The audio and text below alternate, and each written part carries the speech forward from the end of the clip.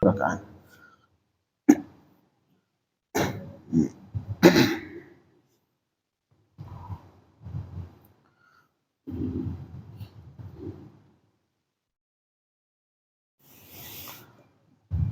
Dan tidak dianjurkan untuk duduk di majlis al-qussas. Majlis al-qussas, al-qussas artinya orang cerita dongeng. Bikin halaqah cerita, cerita dulu, cerita begini, cerita dongeng. Tidak dianjurkan. Malahan itu di kalangan sahabat dulu, kalangan sahabat para tabi'in, itu al-qussas mereka menganggap bid'ah. Menganggap itu bid'ah. Malahan wa yukhrijun al-qassas minal jami'. Justru saat itu mereka kalau orang yang cerita-cerita dongeng di masjid disuruh keluar dari masjid.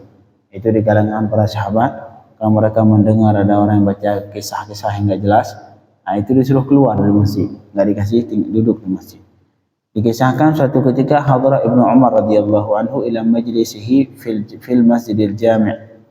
Suatu ketika Sayyidina Ibnu Umar beliau mendatangi majlisnya di Masjid Jami'. Jadi Sayyidina Ibnu Umar salah satu sahabat yang alim, salah satu sahabat yang faqih.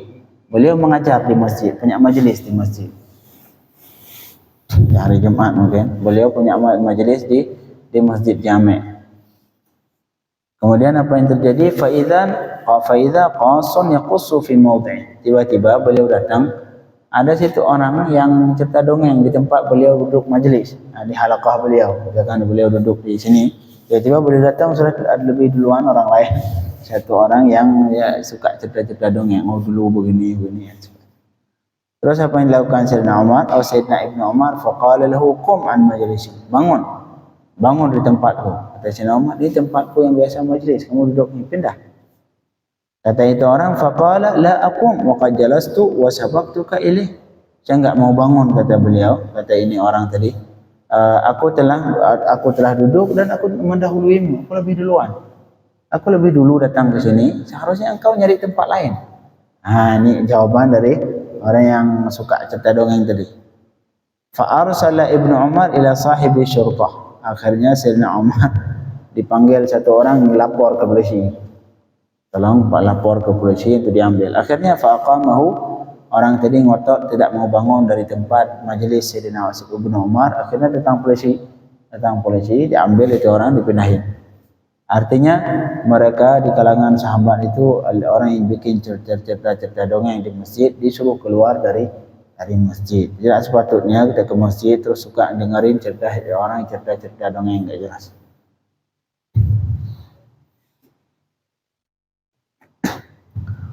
Terus kata Sayyidina Imam Al-Ghazali, "Falau kana dzalika minas sunnah." Kalau misalkan cerita-cerita dongeng itu sesuai dengan sunnah Rasul, lamastahalla iqamatuh. Sungguh Sayyidina Umar tidak halal bagi beliau untuk membangunkan, untuk memindah beliau pindah tadi. Tak layak, karena undang-undangnya kalau kita di masjid, apabila ada orang lain yang lebih dulu duduk dibanding kita, enggak boleh kita suruh bangun. Pindah kamu, saya pengen duduk di sini. Enggak layak, enggak boleh. Tidak halal untuk kita suruh pindah orang lain, kemudian kita duduk di tempatnya. Enggak boleh. Tapi Sayyidina Ibnu Umar melakukan itu. Itu membuktikan bahwa yang itu tadi yang suka cerita dongeng tadi itu tidak seanjurnya, tidak sesuai dengan sunnah, Karena di satu sisi Rasul mengatakan la yuqimanna ahadukum akhahu min majlisihi thumma yajlis fihi. Jangan sama sekali salah satu kalian membangunkan saudaranya di tempat duduknya, kemudian dia duduk di tempat itu. Kita bangunkan orang lain, kita duduk di situ. Jangan, enggak haram. Terus bagaimana? Walakin tafassahu wa tawassa'u. Tapi solusinya silahkan saling melonggarkan dan saling memberi tempat untuk orang lain duduk. Jadi jangan cara kita pindah kamu siapa yang duduk di sini. Enggak boleh di tempat umum, kecuali di rumah kita pribadi, itu lain. Ini tempat umum, di masjid, kapling masjid, enggak boleh kapling masjid. Masjid punya umum, punya Allah, wa annal masajida lillah. Masjid milik Allah, tidak boleh kita kapling. Ini tempat saya, enggak boleh satu pun yang duduk. Enggak berlaku di masjid. Kalau di rumah silahkan, Tapi solusinya tafassahu wa tawassa'u, silahkan saling memberi ruang, memberi ruang untuk kawan yang lain yang datang. Tapi bukan dengan cara kita usir orang yang lebih dulu duduk dibanding kita.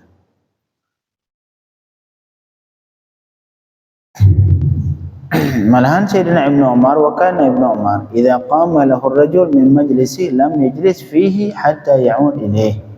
Malahan Sayyidina Ibnu Umar, kelakuan beliau di saat yang lain apabila beliau datang,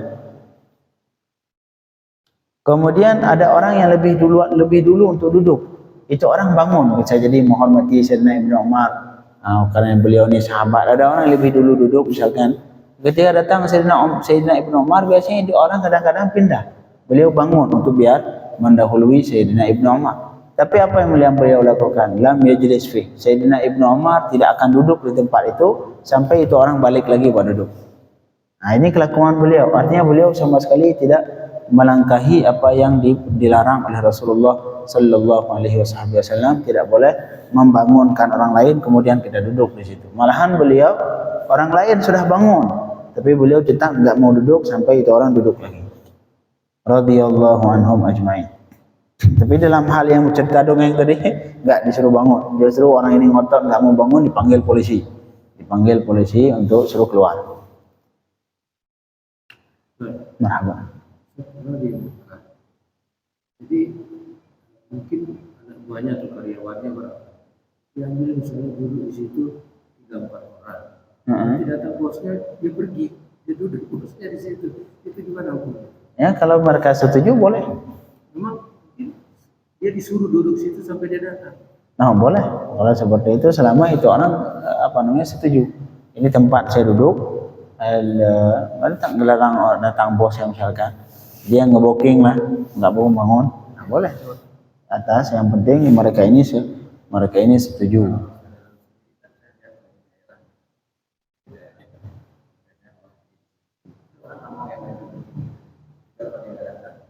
Ya, kalau misalkan nggak mau ya bagus.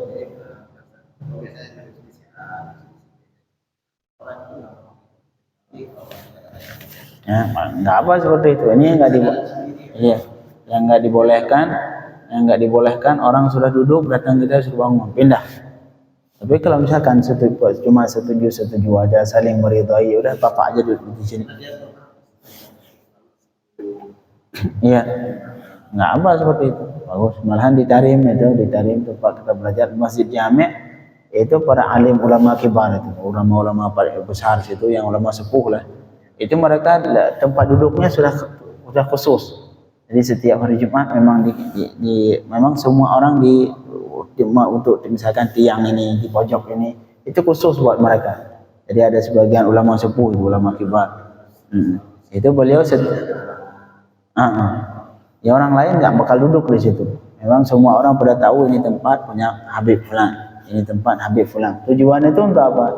Tujuannya setelah selesai Jumat, orang-orang pada tahu ini Habib Fulan di pojok. Saya pengen salim lah sama beliau, pengen salaman sama beliau, pengen musafah sama beliau. Sudah tahu tempatnya. Ini Habib Fulan di pojok sana, Habib ini di tiang ini, ulama ini di pojok sana. Sehingga mereka sudah tahu semua tempatnya. Jadi kalau pengen musafah, pengen salaman sama salah satu dari ulama sepuh itu, kita udah hafal tempatnya. Ini Habib ini di sini, Habib ini di sini, Habib ini di sini. Nah, itu boleh. Yang paling jangan ngusir. Tidak termasuk dalam tempat. Nah, itu enggak. Karena emang orang sudah setuju semua. Kalau kita tanya, kok semua jamaah setuju enggak ini? Semua sepakat. Justru seperti itu, biar beliau ada tempat khusus. Jadi orang jamaah yang lain kalau pengen musafah sudah tahu tempatnya semua.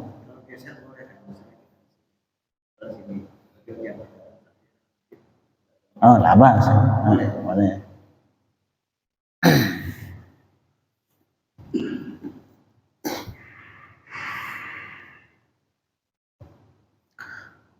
Radhiyallahu anhum ajma'in. Dikisahkan waruya anna qasan, suatu diriwayatkan bahwa ada seorang ahli kisah. Kisah ni orang suka cerita dongeng. Cerita dulu ada seperti ini di masjid itu.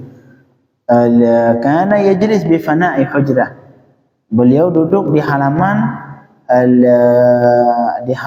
kamar Sayyidatuna Aisyah radhiyallahu anha. Nah, rumah Sayyidatuna Aisyah kan dekat dengan Masjid Madinah.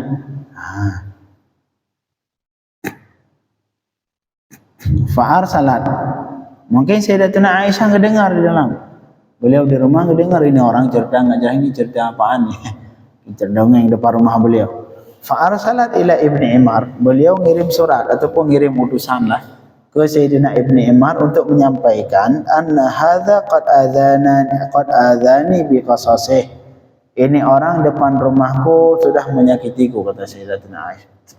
Sudah mengganggu. Ini orang mengganggu dengan kisahnya. Kisah enggak jelas semua. Kisah-kisah cerita dongeng 1001 malam. Cerita-cerita dongeng di kisah depan rumah. Akhirnya beliau merasa terganggu, lapor. Disuruh menemui Sayyidina Ibnu Umar untuk melapor, ini orang sudah menggangguku, kata Sayyidatina Aisyah dengan kisahnya. Wa syaghalani an subhati, ini orang sudah menggangguku dari zikir.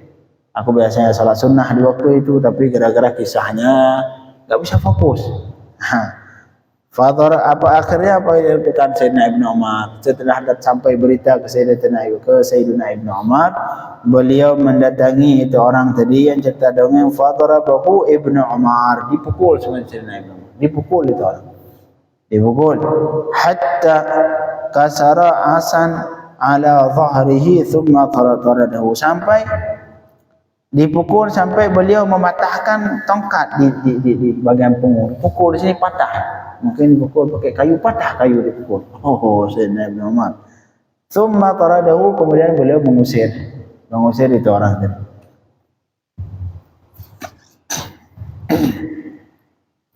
Radhiyallahu anhum ajma'in. Ini ada yang pertama, yaitu harus bagian dari sunnah yang dianjurkan di setiap hari Jumat, setiap malam Jumat, setiap selesai salat, sebelum salat, dan termasuk hari-hari yang lain, yaitu menghadiri majelis ilmu. Majelis ilmu adalah majelis yang di situ membicarakan tentang keilmuan, bukan majelis kisah, majelis dongeng. Enggak, bukan majelis dongeng. Kemudian ats-tsani, bagian adab yang kedua ataupun hal yang disunnahkan juga, an yakuna hasanal muraqabati lis-sa'ati syarifah. Kita disunnahkan untuk berusaha bermuraqabah. Muraqabah ini berusaha cari tahu, mencari waktu yang mulia di hari Jumat, yaitu waktu mustajabah doa. Itu sunnah. Sunnah kita berusaha mencari-cari ini kapan waktu, berusaha untuk mendapatkan waktu itu. Fafil khabar, karena disebutkan dalam hadis masyhur, ini hadis diriwayatkan oleh Imam An-Nasa'i, begitu juga Imam Al-Bukhari, Imam Muslim. Inna fil jum'ati sa'ah, kata Rasul. Di hari Jumat itu ada satu waktu, la yuwafiquha 'abdun muslim yas'alullaha ta'ala fiha syai'an illa a'ta. Jadi di hari Jumat itu ada satu waktu yang dimana seorang jika berbetulan seorang muslim memohon doa kepada Allah, memohon permintaan kepada Allah sesuatu, melainkan pasti Allah akan menerima, akan memberikan. Jadi ada satu waktu yang seorang mukmin tidak mungkin tidak berdoa di waktu itu, melainkan pasti diberi oleh Allah. Artinya waktu mustajabah. Setiap hari Jumat ada satu waktu, apapun yang kita minta di waktu itu diterima oleh Allah Subhanahu wa ta'ala. Makanya sunnah kita berusaha untuk mencari waktu itu kapan. Di hadis yang lain disebutkan la yusadifu abdun yusalli. Ketika pas tidak sesuai ataupun tidak berbetulan dengan seseorang yang sedang salat. Maka mohon banyakin doa di hari Jumat. Kita enggak tahu, tiba-tiba bisa jadi pas di doa yang kita panjatkan itu adalah pas di waktu yang mustajabah doa. Kemudian di waktu itu, waktu syarifah yang disebutkan tadi, yang pada hakikatnya itu waktu disembunyikan oleh Allah, waktu rahasia. Tapi walaupun demikian, sebagian ulama memberi kisi-kisi, memberi sedikit kisi-kisi. Makanya bocoran. Mungkin ini dari hasil kasyaf beliau, dari hasil ilham, atau dari hasil dari beliau, ataupun ada sebagian hadis yang beliau pahami lebih mendukung ke situ. Artinya dari ulama ini walaupun secara umum itu waktu yang dirahasiakan oleh Allah seperti Lailatul Qadar, rahasia. Tapi ada kisi-kisinya, sebagai ulama mengatakan kalau awal Ramadan malam Rabu maka antar Lailatul Qadarnya di malam 27 misalkan seperti itu. Kemudian waktu lifafiha khilaf di waktu tentang kapan waktu yang rahasia tadi. Faqila, ada sebagian yang mengatakan innaha inda tulu'i syams. Ini waktu-waktu ini kita perhatikan. Semua pendapat ini kita amalkan. Yang pertama ketika keluar matahari. Pendapat pertama. Makanya usahakan di waktu ini kita maksimalkan waktu syuruk. Waktu syuruk. Kemudian pendapat yang kedua inda zawal, pas ketika zawal, ketika azan. Waktu zawal. Itu waktu pendapat yang mengatakan di mustajabah doa. Waqila ma'al azan. Ada sebagian pendapat mengatakan bareng dengan ketika azan Jumat. Jika azan dalam hati ini berusaha jangan ngangkat amin, jangan, dalam hati berdoa ke Allah dalam hati. Ada yang mengatakan ketika azan. Ada yang mengatakan qila, yang pendapat selanjutnya idza sa'adal khatib al-mimbar wa akhadha fil khutbah. Apabila khatib sudah naik ke mimbar dan beliau sudah memasuki dalam khutbah. Lagi khatib lagi khutbah. Kita sambil mendengar khatib sambil berdoa dalam hati. Banyakin doa ketika khutbah. Ini waktu mustajabah. Allah ya fa. Ini yang selanjutnya. Kemudian wakila, pendapat kil selanjutnya idza qaman nas ila salat. Giliran manusia mau salat. Qamati solat lagi qamah. Pas jamaah pada bangun mau salat, waktu itu waktu mustajabah. Ini kita ingat waktu ini kisi-kisi ini. Kita cek kita maksimalkan. Waqila, pendapat qil yang selanjutnya akhir waktu asar. Akhir detik-detik terakhir waktu asar. Sebelum maghrib artinya. Sebelum maghrib hari Jumat. Sebelum maghrib hari Jumat. Makanya salah satu waktu yang paling bagus untuk memperbanyak ibadat adalah setelah asar hari Jumat. Hari Jumat ada asar, usahakan pada asar hari Jumat sampai maghrib. Itu waktu yang paling bagus untuk beribadah. Terutama ingin memperbanyak salawat Rasul sallallahu alaihi wasallam. Dan usahakan waktu itu jangan lupa salawat 80 kali. 80 kali. Allahumma salli ala sayyidina Muhammadin nabiyil ummi wa ala alihi wa sahbihi wasallim. Sebanyak 80 kali. Itu sunnah. Sunnah dilakukan itu memiliki fadilah khusus. Jadi kalau misalkan salawat secara umum fadilahnya besar. Tapi selawat 80 kali pada asar hari Jumat itu ada fadilah lebih. Ini ada memiliki fadilah khusus.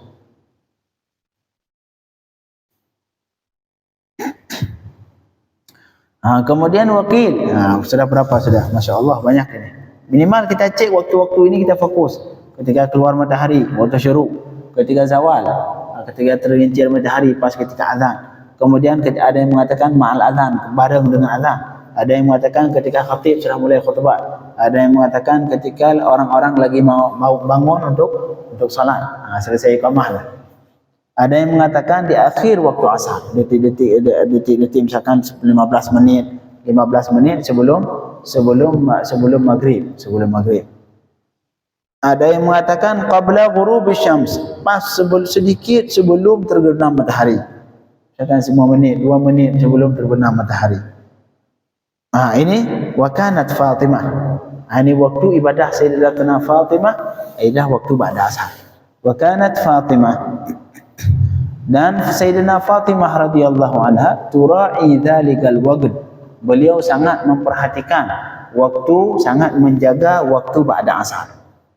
Wa ta'muru khadimaha, dan beliau memerintahkan khadimnya, pembantunya untuk melihat ke matahari. Beliau meminta, kamu pembantu sini, kamu perhatikan matahari. Fayu'dhinuha bisukutiha, giliran matahari sudah mulai mau terbenam. Ntar kamu bertugas kamu, ntar giliran matahari sudah mulai mau terbenam, sampaikan, kabarin. Artinya beliau sangat sangat memperhatikan waktu detik-detik sebelum beberapa menit sebelum maghrib. Fatakhudhu, giliran pembantunya udah ke situ, ya Sayyidati, wahai Sayyidatina Fatimah, itu matahari sudah mulai turun ya, sudah mulai mau terbenam. Baru saat itu fatakhudhu fi du'a. Ini Sayyidatina Fatimah saat itu langsung beliau memasuki untuk berdoa kepada Allah wal istighfar, dan mohon ampun hingga terbenam matahari. Ini waktu khusus yang dilakukan oleh Sayyidatina Fatimah, yaitu mungkin sekitar 10 menit sebelum maghrib. Kita maksimalkan ini khusus waktu-waktu yang ini. Wa tukhbir, dan beliau memberitahu bi anna tilka sa'ah yal muntadharah. Waktu itu adalah waktu yang ditunggu. Waktu yang dinanti-nanti adalah waktu sedikit sebelum maghrib. Wa ta'athuruhu an abiha sallallahu alaihi wasallam. Waktu itu yang pertama, waktu yang dinanti-nanti, dan beliau memberitahu juga bahwa waktu itu yang beliau ngambil langsung dari Rasulullah, bapak beliau, yaitu Rasulullah sallallahu alaihi wasallam.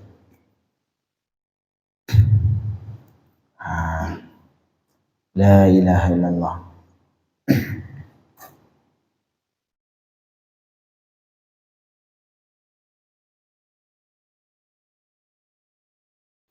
Wa qala ba'dul ulama, sebagian ulama berkata hiya mubhamatun fi jami'il yawm. Itu waktu yang mustajabah itu waktu yang mubham, tidak jelas waktunya, dan di seluruh sepanjang hari Jumat. Sepanjang hari Jumat pokoknya ada waktu itu. Cuma kapan wallahu a'lam. Sama persis seperti mithla Lailatul Qadar. Sama persis seperti malam Lailatul Qadar. Hatta tujuannya apa? Kenapa Allah merahasiakan seperti itu? Hatta tatawaffar dawa'i ala muraqabatiha, sehingga keinginan untuk mencarinya tambah semangat. Jadi semangat dan keinginan untuk mencari waktu itu lebih bertambah, karena dirahasiakan. Allah. Inilah waktu mustajabah. Waktu minimal, waktu itu kita usahakan tadi. Waktu khatib naik mimbar ataupun waktu syuruk di hari Jumat.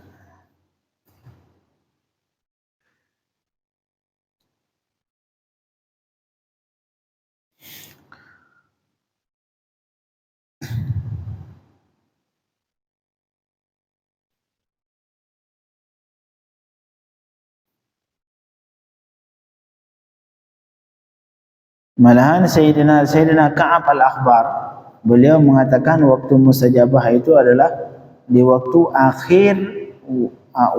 terakhir dari hari Jumat, hampir sama seperti yang dilakukan oleh Sayyidatina Aisyah, yaitu akhir hari Jumat, itu mendekati maghrib. Makanya kalau nggak sempat, usahakan kita maksimalkan waktu 15 menit ataupun 15 menit sebelum maghrib lah. Waktu mustajabah. La ilaha illallah. Qabil jumlah. Kesimpulannya kata Imam Al-Ghazali, wa hadza waqtun syarif. Ini waktu yaitu sebelum maghrib, waktu dari ba'da asar sampai maghrib. Itu adalah waktu yang sangat mulia di hari Jumat. Waktu yang mulia di hari Jumat salah satunya waktu setelah asar sampai maghrib. Ma'a waktu su'udil imam al-mimbar. Di samping ada waktu yang mulia juga di hari Jumat adalah waktu ketika khatib naik mimbar. Khatib naik mimbar, itu banyakin berdoa di situ. Termasuk falyukthir doa fihima, maka hendak memperbanyak doa dalam dua waktu tadi. Yang pertama ba'da asar sampai maghrib, yang kedua ketika khatib naik mimbar. Satu lagi saya tambah, ketika imam dan khatib duduk di tengah-tengah dua khutbah. Misalkan barakallahu li wa lakum, duduk khatib, waktu yang kecil itu, waktu sempit itu, waktu duduk khatib perbanyak doa di situ. Perbanyak doa. Marhaba. Itu singkat sekali. Doanya paling satu. Ya, ngambil doa sapu jagat. Rabbana atina fid dunya hasanah. Ya Allah, berikan kebaikan di dunia dan kebaikan di akhirat. Rabbana atina fid dunya hasanah. Sapu jaga. Ataupun ya Rabbi bil Mustafa balligh maqasidana. Boleh.